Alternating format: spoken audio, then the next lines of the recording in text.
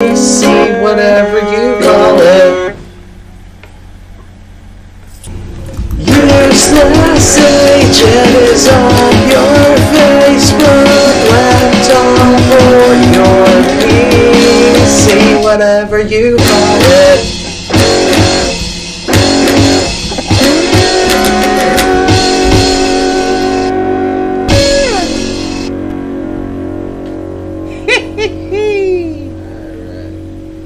How you guys doing today?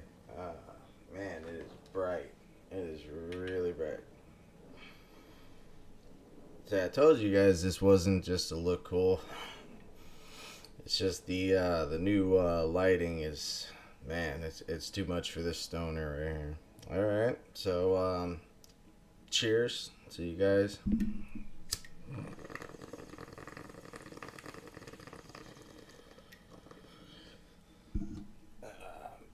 Now, it was funny that I'm doing a show that's kind of like a catch-up episode to catch up to where we need to be at this point. And so I got, held back yesterday. No fault of anybody's. My sister came over. So right away, I'm going to, prioritize her over whatever I'm doing. So after that came the next day, and I was here this morning telling you guys that I apologize for that, and that I was going to make it up by doing a follow-up. And then at that time, when I was finishing the one this morning, I get a text message yet again saying that I was needed elsewhere. So this episode is kind of doomed. So I don't really see the point in following the in the direction that this episode was supposed to go.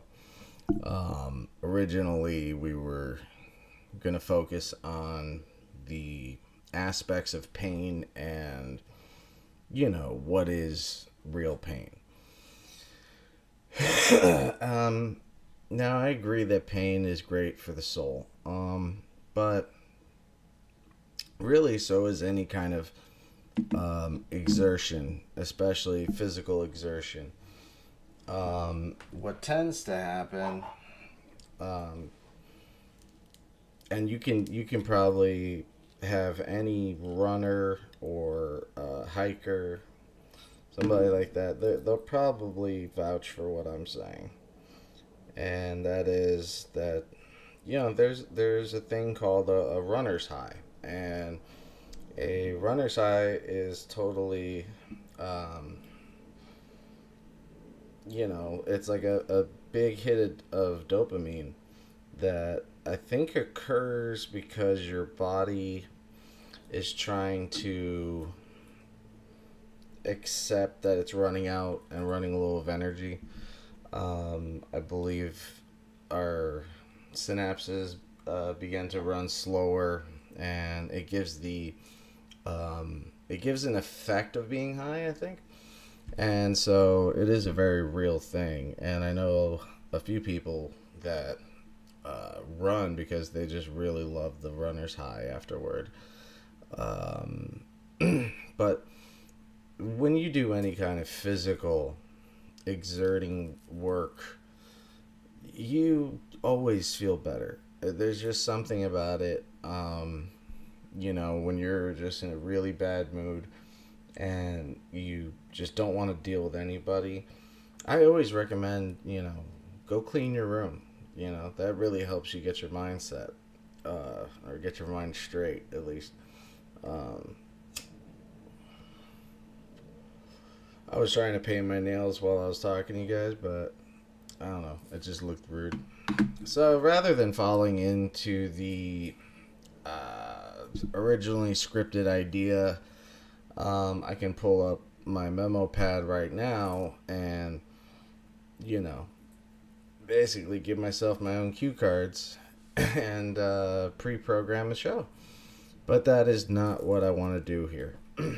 So fuck it. I'm just gonna go to let's let the tangent go and take us wherever. So right now, what are some of the most important things going on right now? Um, One I would definitely say is the Wakanda Forever is a huge movie out right now, and it's really funny how the mixed reviews are they're so divided. I've heard nothing but bad things, and then from a totally different group, I heard nothing but really great things.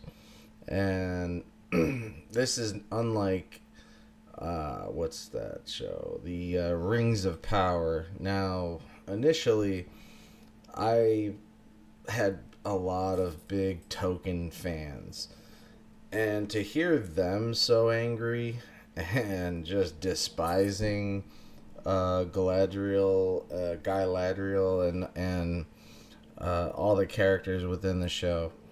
Um, it's strange. I've heard nothing but terrible things. Like, uh,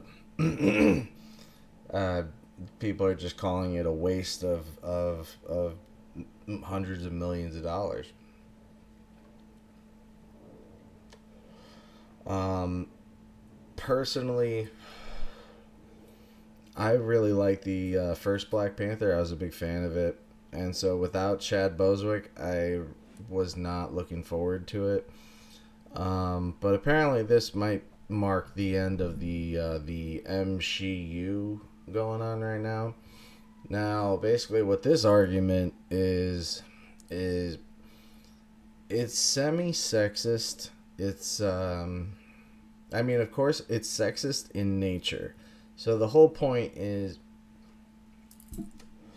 that this phase 4 of the Disney Marvel Cinematic Universe has tainted so much because the last phase has been very mediocre and with very little reprisal.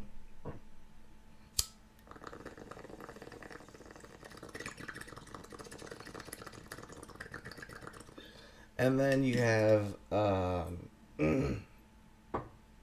besides Wakanda Forever, you had